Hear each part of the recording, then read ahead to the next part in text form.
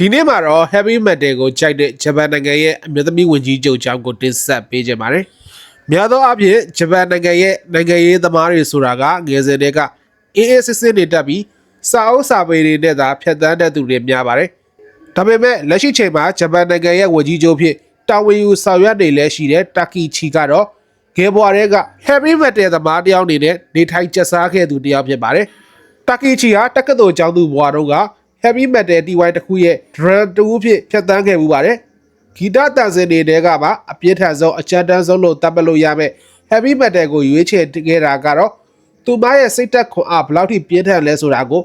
ပြသနေတာပဲဖြစ်ပါတယ်။သူမဟာ heavy metal သချင်းတွေကိုကြိုက်တယ်လို့ဆိုင်ကယ်အကြီးစားတွေဖြစ်တဲ့ motorbike တွေကိုလည်းစီးနေရတာကြိုက်တဲ့ပြီးကာဝါဆကီဆိုင်ကယ်ကြီးကိုဂျပန်နိုင်ငံရဲ့လမ်းမထက်ပေါ်မှာအရှိန်ပြင်းပြင်းနဲ့မောင်းနေတတ်သူတယောက်ဖြစ်ပါတယ်။ဒါ့အပြင်သူမဟာမိန်းကလေးမလို့လုံရတဲ့စီကန်းတွေကိုချိုးဖောက်ခဲ့ပြီးအမျိုးသားတွေနဲ့တူဓာတ်တူနေထိုင်ခဲ့တဲ့မြို့သမီးတဦးလည်းဖြစ်ပါတယ်။ဒါကြောင့်လဲနောက်တစ်ချိန်မှာသူမကိုယောက်ျားသားတွေသာကြီးစိုးတဲ့ဂျပန်နိုင်ငံရဲ့နိုင်ငံရေးလောကထဲမှာပုံတိုင်းတစ်ခုလုံးဝင်ရောက်လာစေပြီးတွန်းအားတွေကိုဖြစ်ပေါ်လာစေခဲ့တာဖြစ်ပါတယ်။သူမရဲ့နိုင်ငံရေးခီးလန်းကလည်းသူမကြိုက်တဲ့ heavy metal music လိုပဲအရန်ပြင်းထန်ပါတယ်။အမေရိကန်နိုင်ငံမှာရှိတဲ့ကွန်ဂရက်လွှတ်တော်အမတ်တဦးစီမှာအလုံးသစ်ဖြစ်သွားရောက်ပညာသင်ယူခဲ့ပြီးနိုင်ငံရေးပညာကိုတည်တည်ချာချာစီးပူးလေ့လာခဲ့ပါတယ်။အဲဒီနောက်ပိုင်းမှာတော့သူမဂျပန်နိုင်ငံကိုပြန်လည်ရောက်ရှိခဲ့ပြီး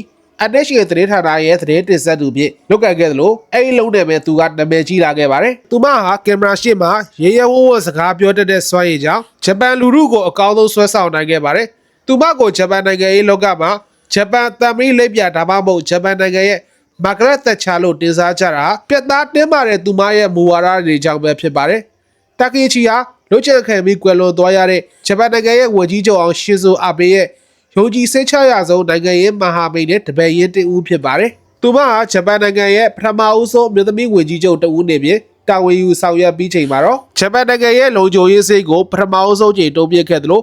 နိုင်ငံတကာဆက်ဆံရေးတွေမှာဂျပန်ကခေါင်းငုံမခံပဲဒဏ်တို့ညီပြစိတ်သက်ရှိရမယ်လို့ခံယူထားသူတရားဖြစ်ပါတယ်။ဒါ့အပြင်အိန္ဒိယနိုင်ငံတွေကနေကန့်ကွက်နေတဲ့ဂျာကယာကူဆူဒီစစ်တီဘိမန်ကိုမပြတ်မကွက်တွားရောက်ခရာပြုသွားသူတယောက်ဖြစ်ပါတယ်။တာကီချီဟာသူ့ရဲ့ပြင်းထန်လွန်းတဲ့မူဝါဒတွေကြောင့်ဝေဖန်သူတွေကတော့လက်ရဆောင်ရောက်လွန်းတယ်လို့ဝေဖန်ခဲ့သူတွေရှိသလိုနိုင်ငံပေါ်တကယ်ချစ်တဲ့အမျိုးသမီးလို့အားပေးတဲ့လူတွေကလည်းဒူးတဲ့တေးရှိပါတယ်။